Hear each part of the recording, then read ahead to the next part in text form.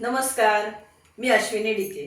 आज अश्विनी स्वादिष्ट किचन मध्ये एक चविष्ट, पचायला हलकी अशी रेसिपी मी तुम्हाला दाखवणार आहे।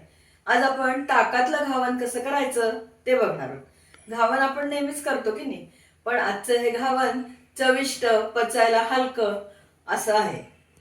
नक्कीच घरातल्या सगळ्यांना आवडेल अशीच ही रेसिपी आहे आणि घरातल्या साहित्यामध्येच बनणार आहे। पहिल्यांदा आपल्याला घावनाचं पीठ तयार करून घ्यायला लागणार आहे। त्याच्यासाठी काय माप घ्यायचं ते तुम्हाला आधी मी सांगणार आहे। आज आपण घावन बनवणार आहोत, त्यासाठी घावनाचं पीठ आपल्याला गिरणीतनं दळून आणायचंय। तर त्यासाठी इथे मी तांदूळ घेतलेले आहेत 4 वाट्या, म्हणजे ह्या ज्या वाट्या घेतलेल्या आहेत आपल्या रोजच्या आमटीची वाटी, तशा 4 वाट्यांनी तांदूळ घेतलेत। कुठलाही तांदूळ तुम्ही घेऊ शकता, अगदी जाड तांदूळ असतो तो सुद्धा वापरला तरी हरकत नाही। 1 वाटी हरभऱ्याची डाळ, 1 वाटी उडदाची डाळ, अर्धी वाटी मुगाची डाळ, 1 टीस्पून एवढं जिरं आणि पाव टीस्पून एवढे मेथी दाणे, एवढं साहित्य आपल्याला गिरणीतनं दळून आणायचंय। पण हे भाजणीसारखं आपल्याला भाजून वगैरे घ्यायचं नाहीये, कच्चंच दळून आणायचंय। चांगल्या सुती फडक्यावरती हे सगळं धान्य आपण पुसून घ्यायचं, स्वच्छ चाळून घ्यायचं आणि मग गिरणीत दळायला द्यायचं। दळायला दिल्यावर आपल्याला अगदी मऊ गुळगुळीत पीठ दळून घ्यायचं नाहीये, थोडंसं जाडसर, गिरणीवाल्याला सांगायचं ढोकळ्याचं पीठ असतं तितपत जाडसर दळून पाहिजे। बाजारातनं आपण गिरणीमधनं सगळं पीठ दळून आणलेलं आहे, कोरडंच दळलंय, न भाजता दळलेलं आहे। 2 वाट्या पीठ घेतलेलं आहे आपण। आता या पिठामध्ये आपल्याला जास्त काही मसाले घालायचे नाहीयेत। हळद घालूया अर्धा टीस्पून, 1 टीस्पून लाल तिखट, मीठ स्वादानुसार घालायचं आहे। पीठ भिजवल्यावर आपण चव घेऊन बघू शकतो आणि मीठ कमी वाटलं तर वाढवू शकतो। ओवा पाव टीस्पून हातावर थोडासा चुरून घालूया, म्हणजे त्याचा वास चांगला लागतो। आता हे कोरडं जरा मिक्स करून घेते आणि नंतर आपल्याला त्याच्यामध्ये ताक आणि पाणी घालून पीठ भिजवायचंय। इथे मी 1 वाटीभर ताक घेतलंय आणि 1 वाटी पाणी घेणार आहे। पहिल्यांदा तेवढंच घालून आपण पीठ भिजवून बघायचं। घरी लावलेल्या दह्याचं छान ताक आहे हे। फार आंबटही ताक घ्यायचं नाही, पण थोडंसं आंबटपणा पाहिजे ताकाला।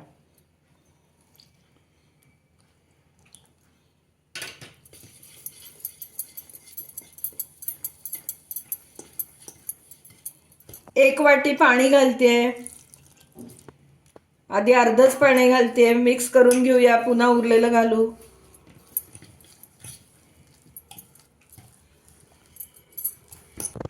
उरलेलं पाणी पण घालते त्याच्यात। अजूनही थोडं पाणी लागेल, पण एकदम घालत नाहीये।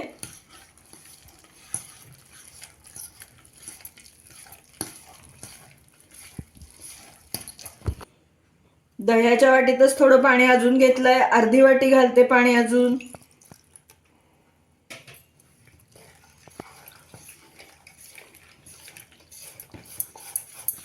उरलेलं अर्धी वाटी पाणी पण मी यामध्ये घालते। आपण 1 वाटी ताक आणि 2 वाटी पाणी इथे वापरलेलं आहे। कोथिंबीर घालते चिरलेली थोडी। आणि आता हे पीठ आपल्याला एक 10 मिनिटं झाकून ठेवायचंय, कारण आपण रवा दळलेला आहे की नाही जाडसर, तर ते भिजण्यासाठी आपल्याला 10 मिनिटं झाकून ठेवायचंय।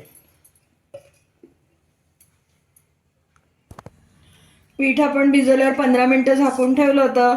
पिठाची कन्सिस्टन्सी बघा, खूप घट्टही ठेवायचं नाहीये आणि अगदी पातळही करायचं नाहीये। आता तवा तापलेला आहे, तव्याला आपण तेल लावून घेऊया आणि त्यावर घावन घालूया।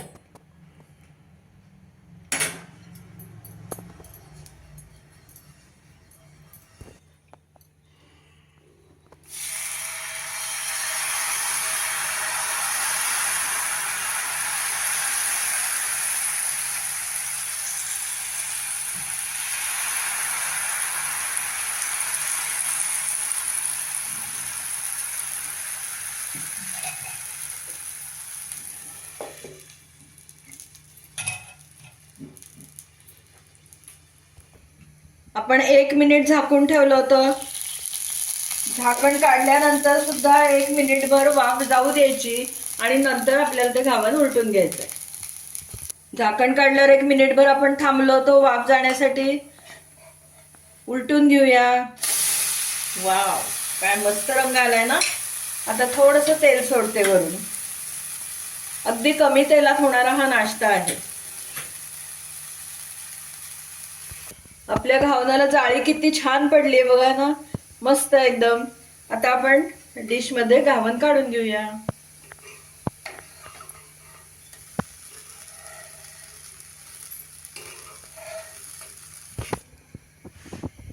वाव, सुंदर रंग आणि चवही सुंदर.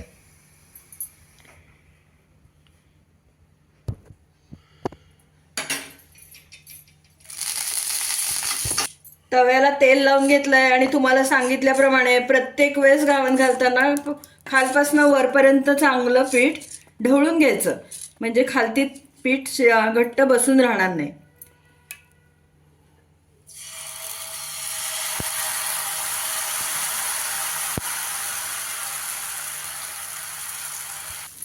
झाकण ठेवूया.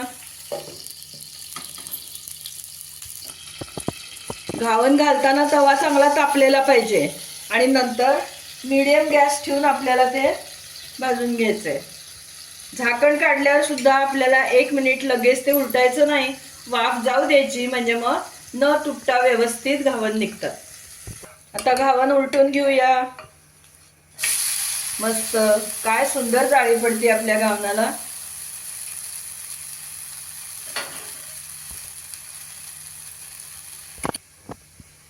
हे पण घावन तयार झालंय, काढून घेऊया. मस्त कुरकुरीत आणि जाळीदार अशी ही घावन तयार होतात. वा,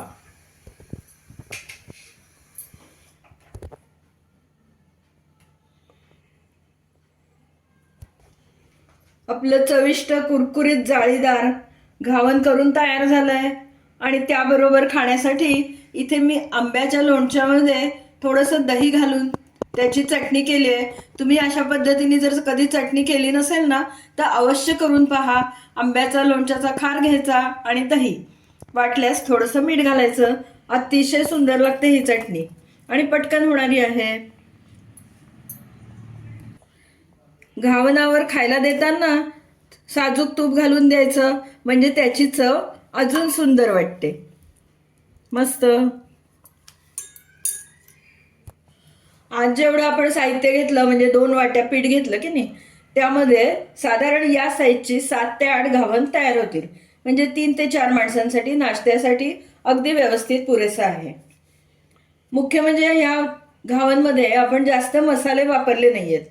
दळताना जिरं घातलंय आणि करताना फक्त हळद, लाल तिखट, मीठ आणि ओवा एवढंच घातलेलं आहे. अतिशय चविष्ट अशी ही घावन आहेत. मुख्य म्हणजे आपण ते ताकात भिजवलंय, त्यामुळे त्याची चव तर अतिशय सुंदर अप्रतिम अशी लागते. तुम्ही यापूर्वी कधी अशी ताकातली घावन खाल्ली आहेत का? नसतील खाल्ली तर मी म्हणते म्हणून या पद्धतीने तुम्ही पीठ तयार करा आणि नक्की असे घावन करून बघा. थंडीमध्ये पटकन होणारा असा हा पदार्थ आहे.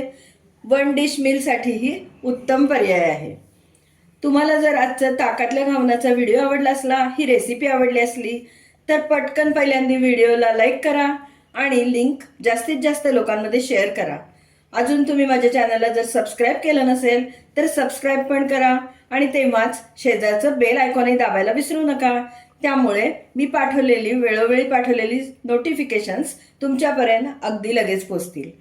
पुन्हा आपण नवीन अशा छानशा टेस्टी, हेल्दी, स्वादिष्ट रेसिपीसह लवकर भेटूया. तोपर्यंत धन्यवाद.